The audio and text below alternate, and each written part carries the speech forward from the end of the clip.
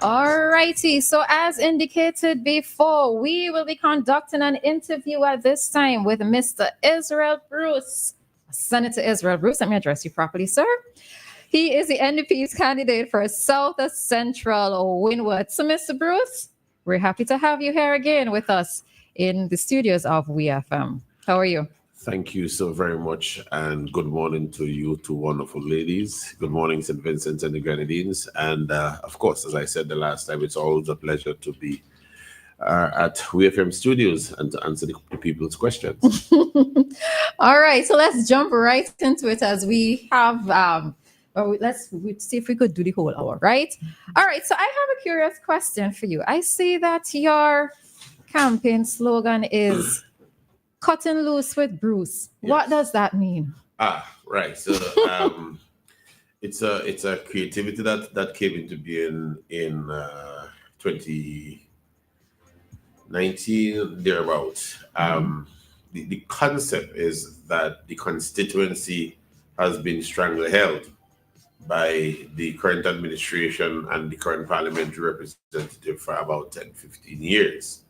And in order to allow the constituency to breathe politically, to expand its political wings, to grow, to develop, for the people in the constituency to advance, it is a prerequisite that they must cut loose from where they currently are. And in order to so cut loose, the best person to join in cutting loose was Bruce. All right. I understand now. All right, Dianna? All right. So one of the first things, first of all, where do you live, Senator? Do you live in your constituency? I currently live in Cain, which is not part of South Central. In Cain, okay. How do you feel? Because recently there was some candidates that were proposed, and one of the issues that persons talked about is the fact that they don't live in their constituency and they may not be able to relate as well to the persons in your constituency. How do you feel about that for yourself, seeing that you don't live there? Right. So that's two separate concepts at play right there. Not living in your constituency and not being relatable to issues in your constituency. Okay. Distinct issues. So that I am practical in my constituency as often as is possible. Sometimes I'm in my constituency and some persons may not even be aware that I'm in the constituency. More often than not, I am in South Central Windward. Today is what? Today is Wednesday. I was there up to Monday after going to court in Georgetown in the day. I was back in the constituency Monday evening. I was in North Central, North Central last night. Hobbled through my constituency, made a few stops and so on. So the fact that you do not live there does not, except you do not have the connectivity with your people, ought not to be an impediment to you maintaining that connection with your people. So that on Saturday, I was in the constituency. I chilled with the boys on the block in Lauders, watched them play dominoes, hang out with them for a while, having come from a funeral event in North Union in my constituency. So if I start rolling back the last 7-8 days, you'll say, whoa, but he's always in that constituency, and that is the case.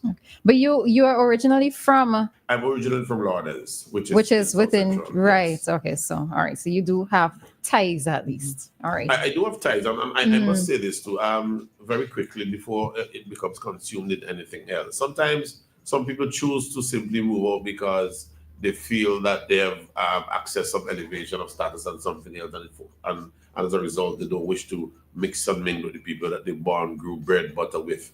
That's not the case for me. When I returned from law school, it was me working late hours and realizing the difficulty of leaving office 10 o'clock in the night to drive all the way up. And so I just opted to take some place that was closer to allow me to go get some sleep and sleep possibly late into the morning, but still be early for court the next day.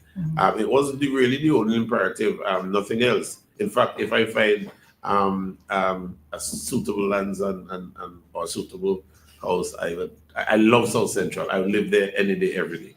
Okay. All right. Now the fact that you this probably has nothing to do with our topic here, but the fact that you just mentioned you love South Central Windward, could you, if you were to sell a South Central Windward, how would you sell it? As in, not literally sell, As in but the best to village or yes, best yes, yes, constituency. yes. Right. What I can tell you this off the cuff, that the people of the constituency of South Central Windward are a resilient people, a hardworking people. I mean, when you walk into Diamonds and Mount Grennan and Chapman's and Lauders and Lomans and Greg's and New Delphi and Hadley's Village, North Union, South Union, McCracken, Firebun, Long Peace, as you go through those villages, you walk into a nest of ambitious and hardworking people. People who have and continues to contribute to the national economic development of St. Vincent and the Grenadines, an agricultural rich area, and has made significant contribution to the national economy as an agricultural part of the agricultural belt of St. Vincent and the Grenadines. So if you were to reflect on that term, the food basket of St. Vincent and the Grenadines, it is coming out of Mariquois or coming out of South Central, stretching into Mariquois, or Mariquois stretching into South Central Windward. So it is that pristine part of St. Vincent. But there are some real ecotourism possibilities and opportunities that reside in that constituency that we have not really fully explored.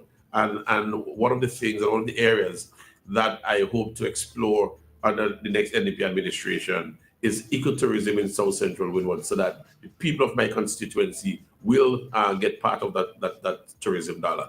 In long and in short, it's a hardworking people, a resilient people who are committed to producing and making sure that St. Vincent and the Grenadines is a proud place in which to live. Okay. All right. So next question. So recently the leader of the opposition said that he's in favor of the legalization of marijuana, right? And as a practicing lawyer yourself, given that you know of the international treaties and international laws, etc., conventions that we have signed on to, how exactly, if the NDP gets into office, or I know that you like to tell me when the NDP gets into office, so we would just say it that way. All right, when the NDP gets into office, how exactly does the NDP plan to achieve this? Right. So from time to time, of course, as president and political leader of the party, Dr. Friday is at liberty to make certain public policy announcements, some of which, of course, would be detailedly discussed with us. At times, the policy proposal will come, and then the detailed discussions will be had amongst us. What I do know, and if you flick your pages of history, you'll recall that Israel Bruce and Patel Matthews of North Leeward were two of the members of parliament who actually pushed vigorously in that parliament for the freedom of the weed, the herb, for social purposes. Yes. What we were saying is that we were criminalizing too many of our young people. For example, a young man who has a stick of marijuana in his hand, and that is for his social purpose. He's having a drink, he's having that smoke. Just as the man who has the Empire or the 3-5 in his hand, to him, that's what it is. If he's not abusing drugs so that it brings a strain on the economy of St. Vincent and the Grenadines from a mental health and regular health vantage point, then we say, look, facilitate that for those young people. And you remember the government said, oh, what were these people talking about? They're going stiff stone, mother mad crazy. But as the election drew near, we had something that came to Parliament to say, yeah, you could have, I think, 20 other ounces, and police will not lock you up and so forth and so on because you're free to have that, and Rastas could use it in the dwellings and so forth and so on. So those came forward, right? And then on the heels of that came medicinal marijuana. So let's keep those things in mind. So what we do have are persons who have establishments across St. Vincent and the Grenadines who are selling marijuana under the rubric of medicinal marijuana. The persons who hitherto who didn't have a child who last any time in jail, who didn't spend any time in our mountains, whether Soufriere or Bonhomme or where have you, to produce marijuana, who are now reaping millions, if possibly hundreds of thousands out of the same marijuana under, again, the rubric of medicinal marijuana. And so I presume that what the esteemed leader, Dr. Friday, has spoken to is for us to have a deeper look to see how much further can we go in the legalization, but at the same time, ensure that we protect the mental health of the Vincentian men and women and protect the health industry of St. Vincent and the health industry from the vantage point that we don't strain the health system having to deal with persons who may seek to overuse. Of course, with that will have to come aggressive public education, but I'm sure Dr. Friday will flesh it out in greater details. Okay. All right. Because I was curious, knowing that, we don't operate in a vacuum. St. Vincent and Grenadines doesn't operate in a vacuum. And given that, yes, we would say that we are a sovereign state, but we are not independent in a sense, just in that context. So in terms of that whole decriminalization of it, I was curious as to exactly how it is the NDP was planning to go forward with this. Right. So in any decriminalization, there is always going to be structure. Yes. So when I was in North America, Canada to be particular, probably a few years ago, probably 10, 15, 20, maybe 20 years ago, persons who were growing marijuana in Toronto, they were coming forth was hydro. Yes. The last time I remember going to Canada, I was attending a course in Montreal, Canada, for young parliamentarians or junior parliamentarians, let me put it more discreetly. And there were several shops on single joints where you can simply walk in and, again, under the rubric of medicinal marijuana, go and get marijuana to buy and smoke or sip the tea or something of that sort. So there is a similar set of arrangements in America. The certain amount of marijuana you could be had by persons, and it will not be a crime. And these businesses that are selling marijuana under the root of medicinal marijuana are engaged in the banking sector just like every one of us, banking their monies from the marijuana sales. Jamaica is a classic example. Jamaica has what is called a marijuana tour. There's a massive marijuana. And so I think sometimes they refer to it as a safari tour sometimes too, maybe. I don't know if I have the name locked down right, but they will use these open pickup, and tourists will pay for a tour, get onto one of those pickups, and they will drive them to the marijuana fields. And whilst in the marijuana fields, you can smoke as you feel, enjoy all the marijuana Jamaica has to offer. But once you come out of there, maybe the circumstances are different. So different countries have designed different ways and means to exploit the dollar from the herb, which has created difficulties for youngsters of many, many years. The flip side of that is for us to ask ourselves the important question, how much are we paying as a people? So that imagine a young man who's caught with a single spliff or two spliffs. The police arrest him, yes? So we have to give value to the time of the police who's working on that particular case to prepare a case file. The police transport then had to transport that person from North Leeward to Kingston at the Central Police Station. He gets there, and there are police officers who has to secure that person until he or she goes to court, put value to the police time. If that person goes ill whilst in police custody, he or she has to be taken to the doctor. The medical services has to be provided, put value to that.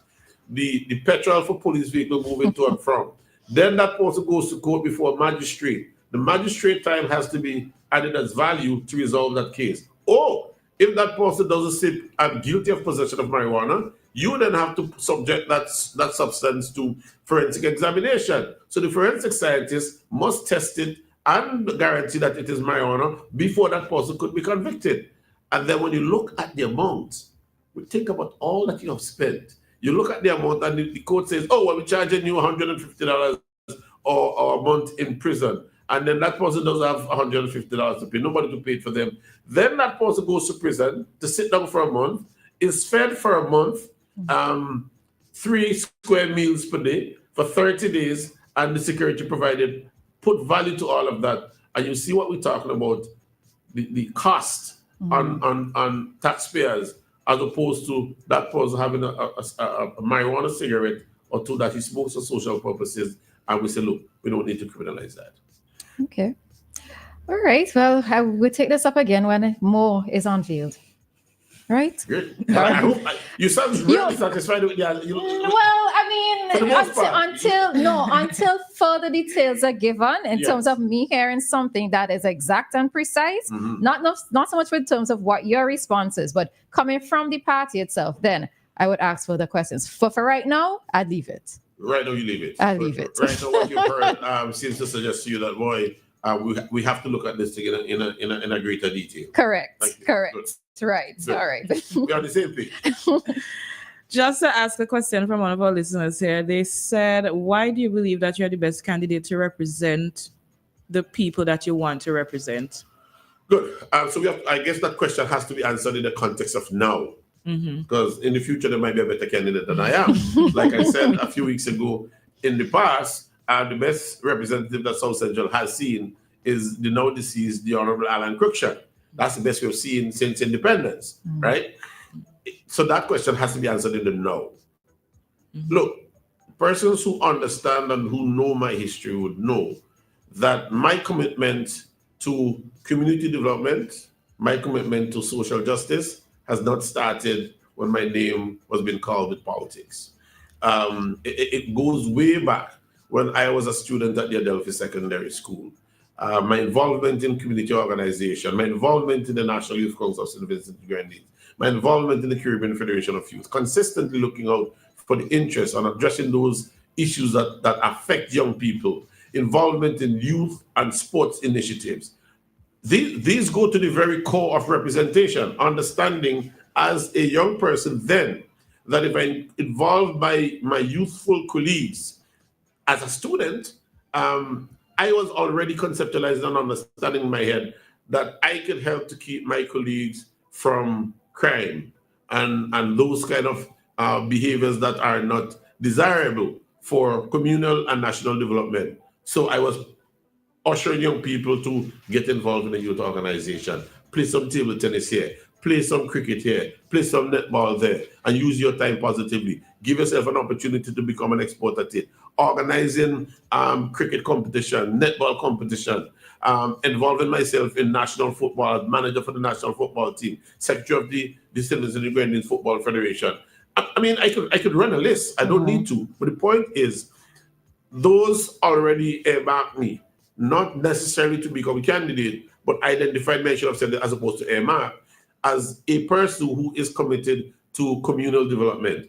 And those are the people you want to be elected as representatives looking out for your interests. The fact is right before us that if you were to look at the constituency of South Central over the last 15, 20 years and ask the people of the constituency, village by village, which I have been doing strategically over the last 2 years or so, asking them, what improvement have you seen in your village? So I was in Diamonds lately, and I asked that same question to persons within the Diamonds community. And they looked stunned that I was asking them a question that apparently they had not attached their minds to. And you could have seen the searching of their minds through their eyes in the very moment. And then the answer came. But Senator Bruce, not really? Not really? There's a place in Diamonds called Mozambique. And that's where the current MP was raised and grew up as a boy. And you can't imagine after 15 years, part of the road up at Mozambique that could facilitate motorable road to some extent. It's still not. And so when you ask people why Israel Bruce, the people tell you Israel Bruce is committed to the cause of the people of the constituency. And we believe if he's given a chance, he will outperform what we're seeing happening now in South Central Windward. Do you think it was always your intention, whether consciously or subconsciously, to become a politician, though? That's a brilliant question. I don't think I've ever asked such a brilliant question in any interview before. So how do I take that? Maybe in the subconscious. In that subconscious, maybe there was always something lurking. But you see, you'd imagine that as a fourth form student at the Adelphi Secondary School, when you are asked to lead your school public speaking team in secondary school public speaking, and then you're asked to lead your school in the inter-secondary school debate championship, sometimes it is not even so much so that you have begun to position yourself for that, but people recognizing your competencies start whispering. And I said this when I gave tribute to the Honorable Alan Cruikshank.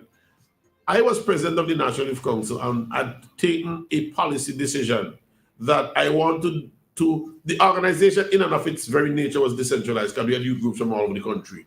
But in terms of the executive meeting and so forth, unless you had conference of delegates or biennial or annual general meetings, the delegates really didn't see the executive, they saw the field officers. And so when I became president, I took the position that, look, instead of us having a meeting in Kingston at the I almost said the party's office, at the NYC's office, we'll go and have a meeting in Greg's. And after the meeting, we'll intermix with young people in Greg's. And then we'll do it in Chateauvilliers and so forth and so on. And so we had, as part of our rich history in the NYC, been championed the need for Joseph Chatouet to be named national hero. And so we had journeyed to Greg's around that March 14th time, slept in Greg's as an executive in a kind of an old building in Greg's. I didn't believe, now I reflect, I imagine what I put my executive through, but they slept in Greg's and we lived among the people for that weekend. And we had a rally on the Greg's playing field. And Alan Cruikshank, as Parliament Rep, was invited to address the rally. And it was, I remember in the speech that he gave, he made the comment that he was satisfied that he had identified someone who could possibly take over from him when he leaves active politics. And then that triggered a few more whispers. And then persons started to say, you should take over from Cruikshank.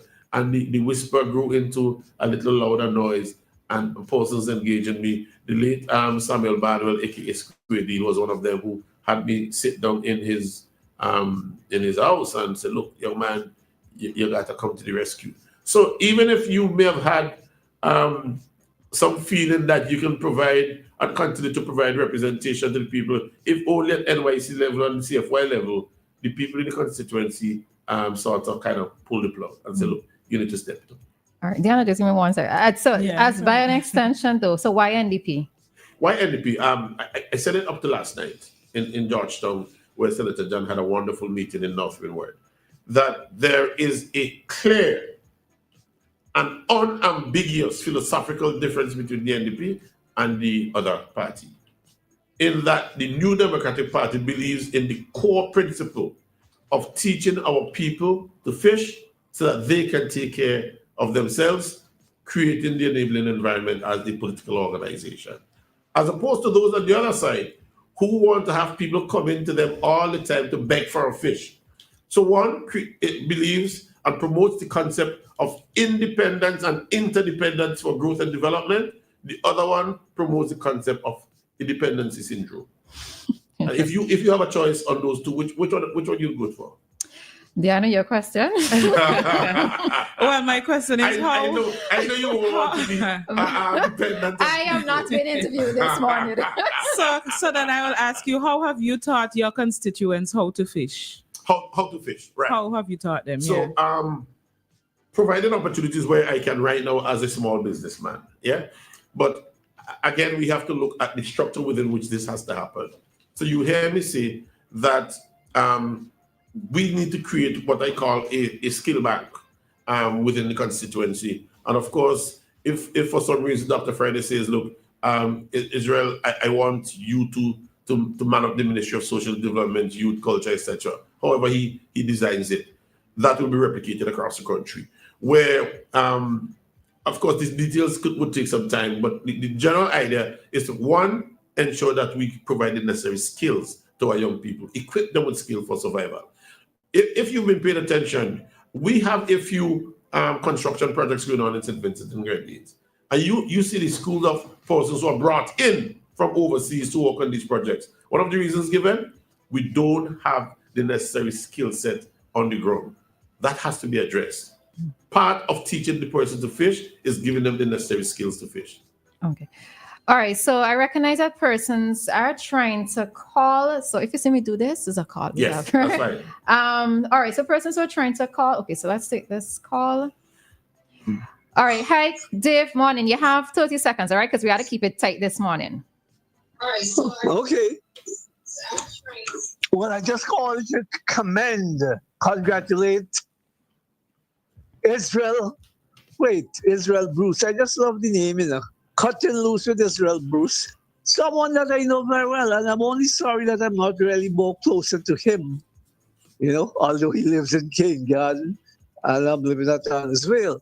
But recently with the death of Alan Cruikshank, and Alan leaving big shoes to be filled, I really have to agree, listening to an eloquent person in Israel Bruce, that I also support him very strongly to maybe replace somebody like Alan Cruikshank. And that area, I hold that area in high esteem because I have an affinity. I very close to a lot of those folks, although I wouldn't know much of the younger ones now. But Israel knows who I am. He knows the stock I come from and all of that. And really and truly, I think that constituency needs someone like Israel Bruce. And with all his accomplishments nationally, I think he's just fit, ready to go. You know something, all right. though? So that's your endorsement. Of course. Yeah, all right.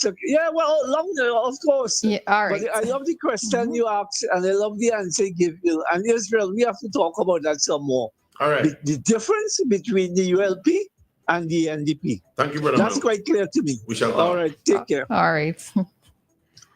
All righty. So let's take a quick ad break, and then we'll be back and taking calls from listeners as well. All right. So we'll be back very, very shortly. Experience Carnival with Courts Ready Cash. Enter to win $10,000 cash when you take a loan for $3,000 or more. Get the cash to purchase event tickets and costumes. All you need to apply is your ID, payslip, recent job letter, proof of address, and 2 references. No security required. Flexible payment terms, quick approval, and hassle-free. Visit us in store or apply online at www.courts.com. Courts Ready Cash. Ready when you are. Promotion ends June 30th, 2025. Normal criteria and special conditions apply. That could have been you. An accident that could have been avoided because your tires had almost no grip on the road. Safety is a factor that should never be overlooked when it comes to your car or whatever you drive. SVG Tire Sales and Services in Falls Avenue and in Arnesville carries a wide selection of quality new tires to fit any car, truck, minibus, or SUV, so you can experience a comfortable and safe commute every time. We are agents for the world's most reliable brands on and off the road, including Kenda Tires, the king of the mountain, Cooper Tires, king of the road and track, Osto, the king of the outback, and High Fly, the king of the Asian highway. We also carry new tires for light or heavy-duty trucks from MRF, High Fly, and Linglong. A reliable set of new tires keep you, your passengers, and your payload always in the safe lane. So when you need quality tires with reliability at 100%, choose SVG Tire Sales and Services in Kingstown, 457-1467, or in Arnesville, 456-6444. SVG Tire Sales and Services. Performance and reliability proven when the rubber meets the road. Building construction and maintenance presents its complications. Lane's Home Vision is your agent of support and solution. From conceptualizing to execution and completion, we will manage your project at no cost to you and can undertake any job. From small repairs to general renovation and full construction. Contact us now at 784-493-3411 for your consultation and hear about our exciting offers awaiting you. It all started with a penny. For over 85 years, we have invested in our farmers, fishermen, people, and our country.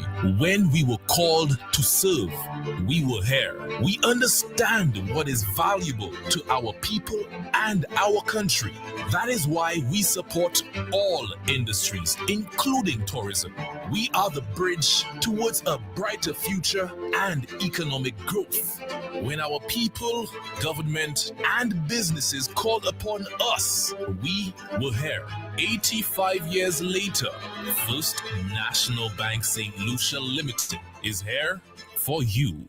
99.9 WEFM. WhatsApp us or call us at 457-9997.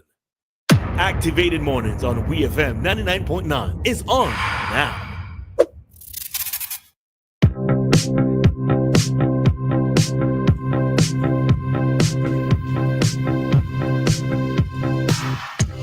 All right, so we are back with you as we continue our interview this morning with Senator Israel Bruce, the NDP's candidate for South Central Windward. And we are just going to go right back into the question. So, Dianna? Okay, so immediately there was a question before we left from a listener. They say, when the NDP forms the government, where is the money going to come from for the promised wealth? For the promised wealth. For the promised wealth. Mm-hmm. It's interesting with the phrase that. Yes. Look, we've clearly said that there will be the driving of this investment in the Grenadines economy on four principled economic pillars: agriculture, tourism, the blue economy, and the orange economy. Now, Orange economy is what again? The arts, the culture, okay. the sports, okay. Right? Yeah. It is out of a clear understanding and appreciation that under these or standing on these four pillars, that will create further opportunities for wealth creation for our people. Yes, go ahead. Okay. Hi, caller. Good morning. Hello. Good morning. Hello. Okay. Right. Senator Bruce. Mm-hmm. So I'll pick it up from there. So that a young person from Diamonds who is a hairstylist, but cannot outfit a salon to provide opportunities. We'll take that call. Go ahead. Hi, caller. Good morning. Good morning to you again. Can I speak to this is Israel Bruce, please? You can go ahead. He's here. He's listening. Hello, good day to you. I want to know what your plans are for the meat and livestock industry in St. Vincent. As you know, I have got 65 years experience in the meat trade. I came home 25 years ago with the intention of improving the meat industry. We were promised a slaughterhouse. It never materialized. I started to supply all the hotels in the Grenadines and locally with high quality steaks and good quality beef. And all of a sudden, bam, we started exporting the animals. Mm-hmm. So we cannot now get quality meat to supply the local hotels.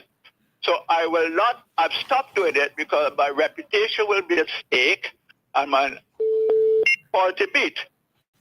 And I would like to know what your intention are. My idea was to train people here, hand it over my business to them and just take a back seat. But it was never materialized. And also because of the shortage of meat, my business has suffered tremendously because I can't supply the quality that is needed by my clientele. Mm-hmm. So I'm wondering what it would be your intention. You intend to have a slaughterhouse? And when the pretty last bill was Reuben Robertson, I think, I was at a meeting and I told them that it was flawed and I was ridiculed. And I also heard the Prime Minister said in Parliament that it was flawed. My whole idea with Farmers' ID, farmers will be stealing from farmers and mixing it with their stock, and you could never tell the difference. But therefore, I've been tagging, have a slaughterhouse, and where we can go with a cold room, the butchers can go and buy the meat they need from the slaughterhouse, and they don't have to traverse the whole country looking for animals. So I would like to know what will be your plan, because I have suffered a great loss, and I put my plans at hold. At my age, I don't want to really take on much more. Okay. So anyway, I cancel this then, and I hope you have a nice day, right? Thank you. Right. Thank you. Thank you. Thank you. Today is one of the days when either the host or the callers are asking very important questions. Look, that's a very important question, and it fits into the overall scheme of using agriculture as a pillar for economic development. Now, that's a serious issue that caller has raised, and I've spoken to the caller already, one-on-one. Clearly, what we have to do is to improve the livestock that we have, and to increase the amount of the livestock that we have. Clearly, without any doubt, if we are to give our meat producers the opportunity to earn the best buck for each bag, an abattoir, he called it a slaughterhouse, an abattoir is necessary.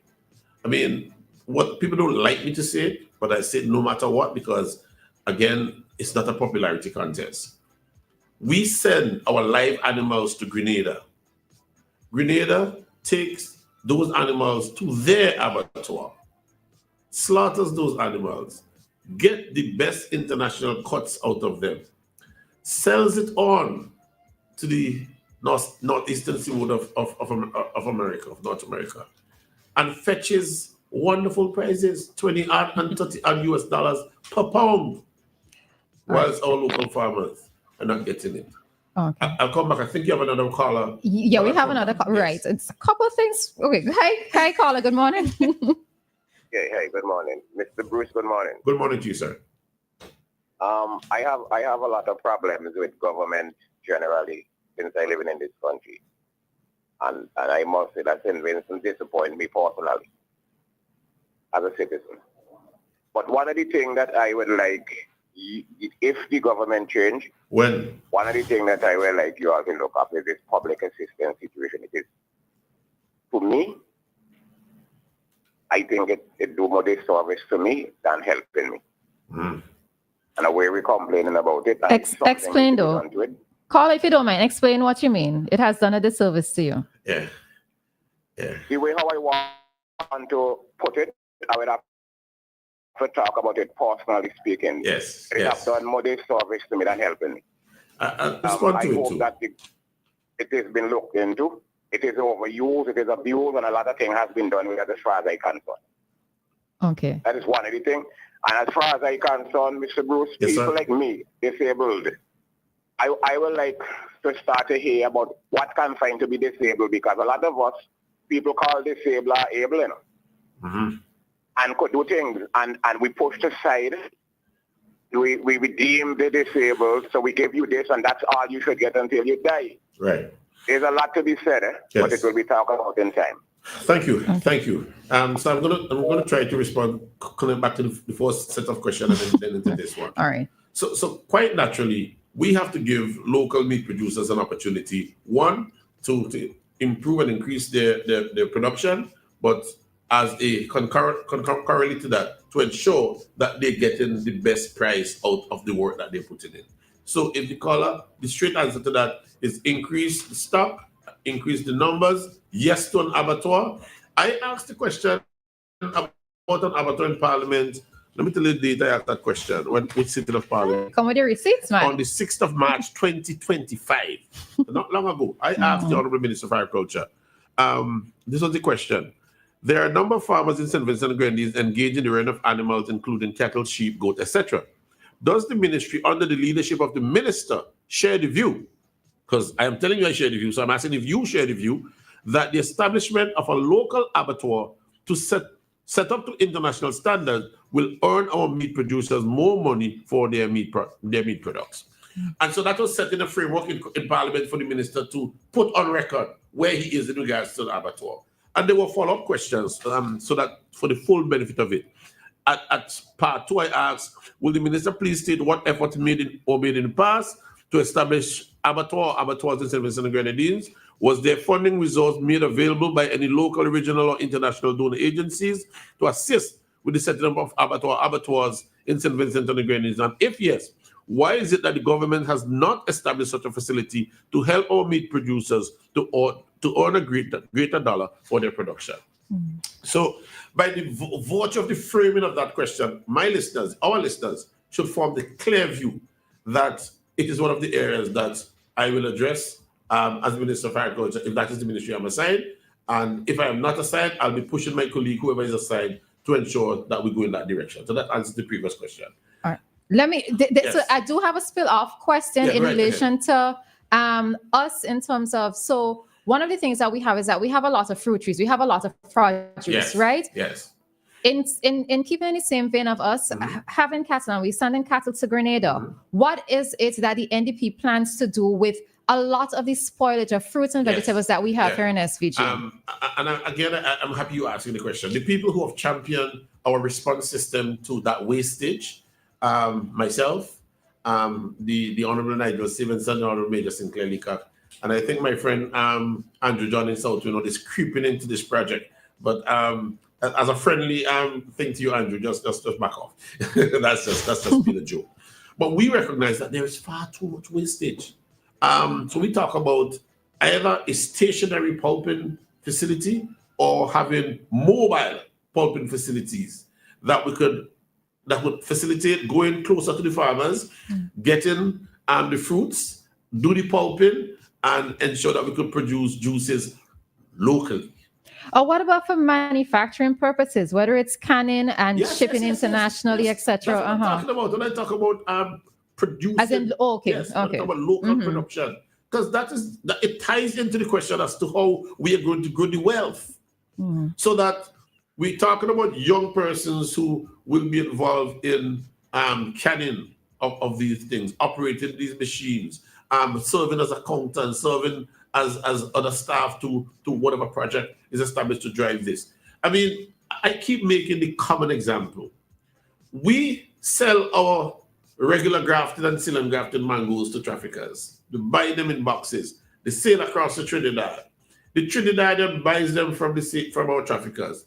In a little room like this, or even smaller than this, with a little machine on the table, slices those mangoes, put some red coloring into the mango. And I tell them, at least if you're going to take our mangoes and send them back to us, which I don't support, I mean, put some yellow coloring. But they put the coloring and then they send it back to St. Vincent. As a lovely red mango. We turn around and buy it and give it to our children to take to school as their recess. Yeah? Yeah. Another question? Yeah. Hi, caller. Good morning. Hi, good morning. Good morning, sir. Yeah, so you have Dr. Bruce, my next representative for South Central Windward in the house. Your next representative, I happen to hear this. You sure you're happy to hear that? Maxwell, go ahead. When we get to the bridge, we'll decide how we cross it. And talking about bridge, I'm not seeing he taking photos of the South Union Bridge and the Chapman Bridge and the how plans is coming on. But he's taking photo about the old building in ladders. How negative could we be? So you want for him to Max one? Then he could fix it. Why is it that he's not fixing it? Man who do work always being criticized, and man who not do work always want to criticize man who do work. Eh? All right, so what's your question? Let me get some photos. Let me get some photos about the bridge that is in construction, the two bridges. Why we are not getting any photos about them? You want to exchange with me, sir? If I want to. You want to have an exchange with me? I always have exchange with you. No, I'm talking now. Do you want to have an exchange now? I'm ready to take every one of you on NDP. Do you want to have an exchange now, sir? Do you want to have an exchange now? A very short exchange? Do you have a phone with a camera? No. You don't? All right. So I'll get you a phone with a camera so you can go to those bridges, take the pictures, and publish them as you wish. All right? Thank you. No, you could do that. All right, Maxwell. All right. Senator Bruce has answered you, okay? All right, let's end that. All right. Yeah. So all right, we have another caller. All right. Yeah. Hi, caller. Good morning. Good day to all ladies and gentlemen. Good day, sir. As Senator Bruce is there, I like to hear it from the horse's mouth. Yesterday, one of those ladies told me about the marijuana project what we was talking about yesterday. Which one of the party? Because when I come here to St. Vincent, I see that people planting marijuana in the yard, and I hear some people saying it's 4 plants, some say it's 2. Which one of the parties said that in 2020 election? Because it's all over St. Vincent and the Grenadines, and one of those ladies told me is something like Kafa, and it was not for St. Vincent, it was for Jamaica. But how all these years is still going through St. Vincent and the Grenadines and people yard, So if that happened, that had to be legalization, because a lot of people don't know. I don't really smoke marijuana, I don't do it, but I saw it for myself. One marijuana she could give 1 pound and few ounces. So if it's 4 plants and a person have 4.5 pounds or so, the police cannot arrest them. If it's 2 plants and a person have 2.5 pounds or so, police cannot arrest them. But which one of the party recommend that people can plant marijuana in the yard? That's I want to hear it from the horse's mouth now. I am always true to my causes. I do not recall whether or not we had advanced at the time of our advocacy, having plants in your yard. And I don't want to say that we didn't, and I don't want to say that we did. It is possible that then MP for North Leeward, Patel Matthews, may have advocated that to some regards. I don't know for a fact. I don't recall for a fact. So I don't want to put my foot in my mouth politically, so to speak. But I do know you're allowed to have those limited plants in your yard. All right. So okay. So what happened yesterday? I informed him that when in an edition of our cop chat, we were told that persons are not allowed to have plants, right?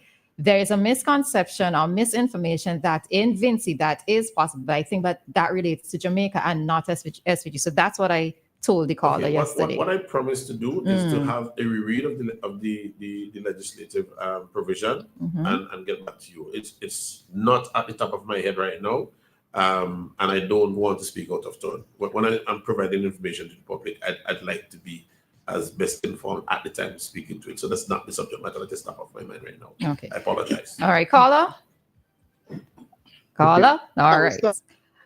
Thanks. All right. You're welcome. Yes. All right. All right. So, okay. So, Senator Bruce, we would allow you to finish, and Dianna, you could ask your maybe final question, and then I would ask the final question. Right. All right. So, going back to the gentleman who asked about the meat production, he also touched the issue of farmers' ID.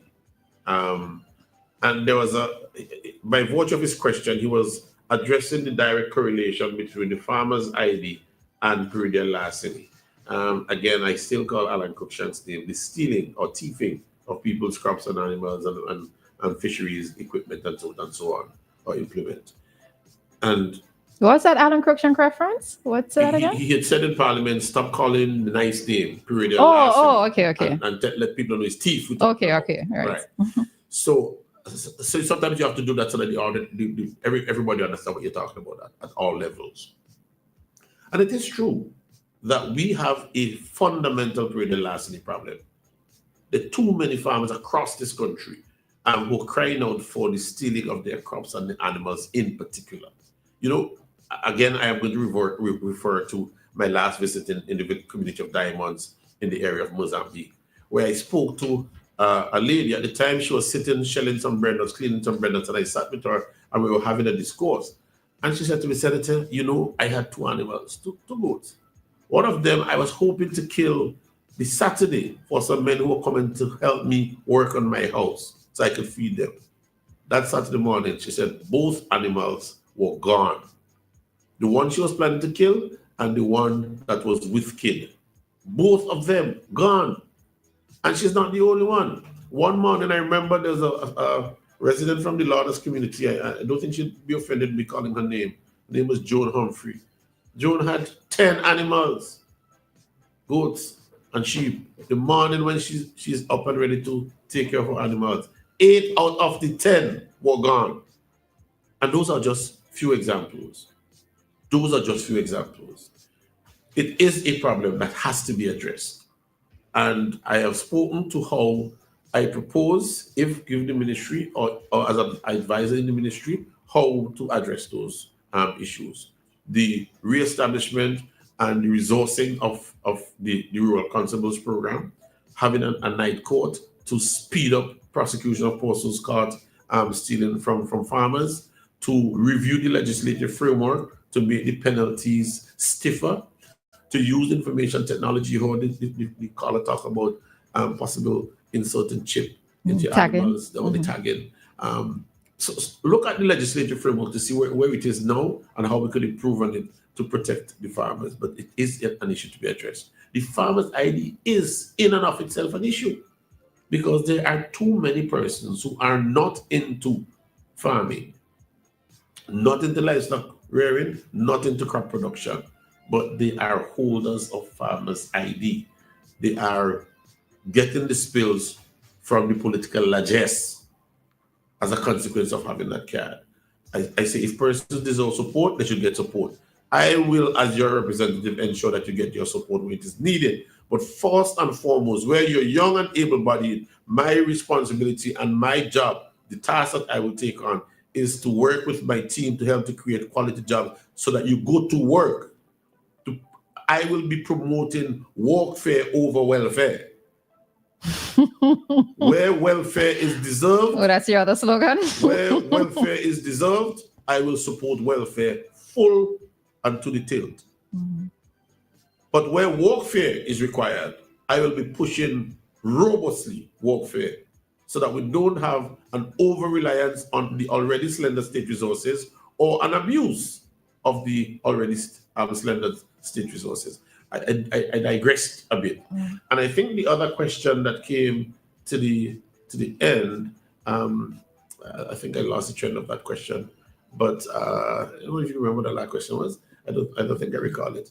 I don't remember now. Mm. But it was the person asked a question about the social assistance. Mm-hmm. For the disabled as well too. Right, yes. And again, if you understand my style, I am very principled in the way I engage people. There is a shadow minister that deals with issues of youth, women, people with disability, and so on. So I wouldn't want to speak out of turn. Your Honourable Senator Sherman John, I presume when she comes to the studio, would advance on what are her particular guiding principles and projects and ideas to help the party to make sure that we stand on a good platform in reaching out to the underprivileged people of St. Vincent and the Grenadines. So I am clear on that, and I'll take a lead on that. And of course, we will formulate policies surrounding Senator John or Minister John and our technical staff in that regard. What I do know is that some persons have complained to me in the South Central constituency. I mean, sometimes you try to deliver a project in a particular new framework, and every time there will be teething issues. And some persons have complained. I went to see a gentleman in the Lomans Windward area on Saturday after attending a funeral, and I'm glad I referred to him. I don't know if he's listening to me now, because there's something I need to do for him. But one of the things he raised with me was that as a disabled person who is getting social assistance on those bank cards, in order for them to get the funds from the card, they have to pay somebody's transportation to and from Kingston to go to the bank and get that money for them. They have to buy that person lunch. And sometimes, dependent on who that person is still asking for a little something. You see, when you check it out, Mr. Bruce, by using these cards as opposed to sending the what used to happen before, have the pay officers come out to the districts and give them cash instead, we ended up with much less than what is hitherto designed for us to end up getting, because they themselves can't go to do the access. Some of them cannot manipulate, for example, the banking machine. It's not a joke. We have young persons in this education revolution. Some of them I go to the bank and I see them standing there, essentially gazing at the machine. And I've had to help persons in the face of our education revolution. Call it what you may, whether it is successful or not. You make that determination, not me. The listeners would also make that determination. But the point is that there are some challenges. And for the time being, the minister with responsibility for social welfare ought to take this into account, because yes, that particular constituent raised it with me, but it is not a one-off concern. It is a concern that has been reverberating in the constituency. I want to use this opportunity to thank the people of South Central Windward who have continuously been lending me their support, to thank my colleagues in the New Democratic Party who have been lending me their support. And I say this is who I am. As you see me, I am as plain as that shilling. I am what you see is what you get. I don't pretend to be who I am not. And my commitment is to work steadfastly with the New Democratic Party administration to better the lives of the people of South Central Windward and to give them real opportunities for real prosperity and for real peace. Okay. So we're going to probably see like another 2 more minutes. So Dianna.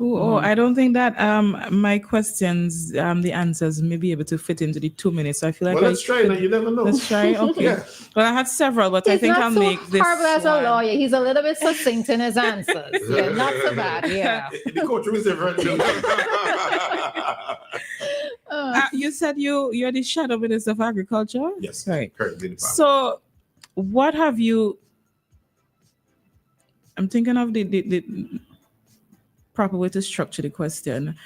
Well, we are aware that the climate is changing, whether we want to believe in climate change or not. Things are happening. And one of the things that I've noticed whenever we have serious disasters like hurricanes, our food industry is impacted heavily, especially the plants. Things are blown down, things are lost, and so on. Yeah. So have you thought ahead for when your party is in power and things like this happen? What sort of plan do you have in place for when something like this happens, so that we don't see a disaster coming and then shortly after we are in a sort of crisis because we can't get this and we can't get that, and then we have to now turn to probably importing it from somebody else? Right. It's a clear and natural reality that because our production in the agricultural sector is going to be for the most part exposed to the vagaries of the weather, that once there is a natural disaster, whether volcanic eruption or a horrific hurricane like Beryl or the like of Beryl, that we're going to have destruction to crops and the agricultural sector. Yes. I thought for one moment that your question was going to be, what plans or what ideas have we started to look at in terms of our responsiveness? Because in the face of disasters, the critical question is, how quickly are you able to respond to the needs and to the concerns of our people? And I can tell you that we've had, I think, 1 or 2 sit-downs now with a particular insurance grouping out of the region to look to see how, and it's work in progress. So I don't want to speak to it as if it is a definitely worked out set in something. stone, right? Not even set in stone, because not even have gotten to a place of definitively yet. But what we're looking at is to see how we can provide insurance coverage so that a farmer or fisher folk who is producing crop X of size Y is covered under an insurance package, so that government in and of itself doesn't have to either dig into whatever sinking funds that we have to find reprieve for people, or take up a massive begging bowl and say St. Vincent and the Grenadines with our 3 diamonds and our flag, here we come begging. But we could find ways of speedily responding, and there are insurance envelopes that are available, but we're looking at them to see at best how that could be addressed. I was paying attention, and as I said about a month ago, I may very well push myself to take in a visit to a Caribbean country that has embarked on agricultural production, where the production seemingly has the capacity to survive that type of weather issue. It will involve young people in agriculture, using the IT, using the sciences to do the production. If you get a chance, you must check out Eden Garden. I think it's either in the Cayman or the Bahamas, one of them. You get a chance, check it out. But I think I'm going to go there on maybe a fact-finding mission or something of that sort, to engage the people who are involved in it from the management all the way down, to see how it is implemented, how they conceptualize it, and to see whatever tweeting that might be possible, and whether it is possible to replicate it in St. Vincent and the Grenadines, so that the issue of not having total devastation in these circumstances could be addressed. Very important question. All right.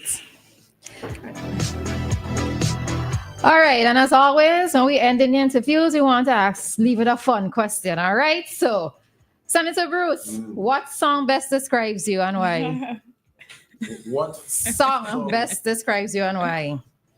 So when I hear it on the road or wherever, I go, no, oh, that reminds me of Senator Bruce. I'm a couple, you know.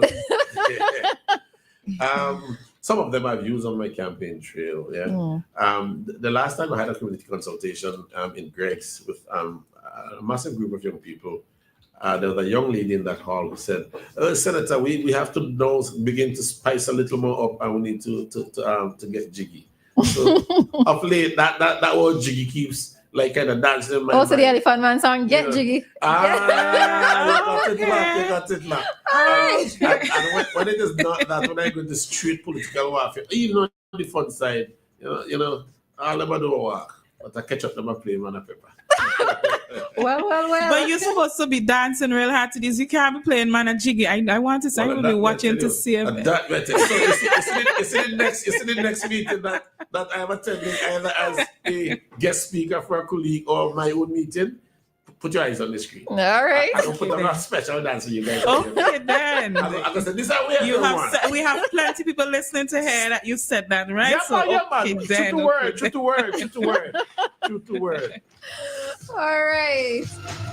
Well, Senator Bruce, it was indeed a pleasure interviewing you again. I still have more questions to ask, but I can leave them for the next time. All right. Remember, I told you the last time, and I'm telling you this time again. The only difficulty I have this morning is that I don't want the judge to send the bailiff to arrest me for you. So I have to go to court to represent my client. But I'm always going to be myself available, because this conversation with St. Vincent is important, so that people understand that we in the New Democratic Party, we are committed to bring and to give hope, a fresh new meaning for Vincentians. That's our commitment to the people. Take your chances, go to the polls, vote in the Democratic Party, vote Israel Bruce in South Central Windward. And what's your slogan? Come on, end with your slogan. Cut it loose, straight 2.0. All right, folks, and that concludes our interview this morning with Senator Israel Bruce, the NDP candidate for South Central Windward. Again, thanks for being here with us, and have a great Easter weekend with your family. Oh, yes, have a great weekend. I could do the promotion for the event. All right. You charge me, I can't do that. Yeah, send it to me. I will charge you, all right? All right, and with that, we are heading into our ECCB currency exchange rates at this time.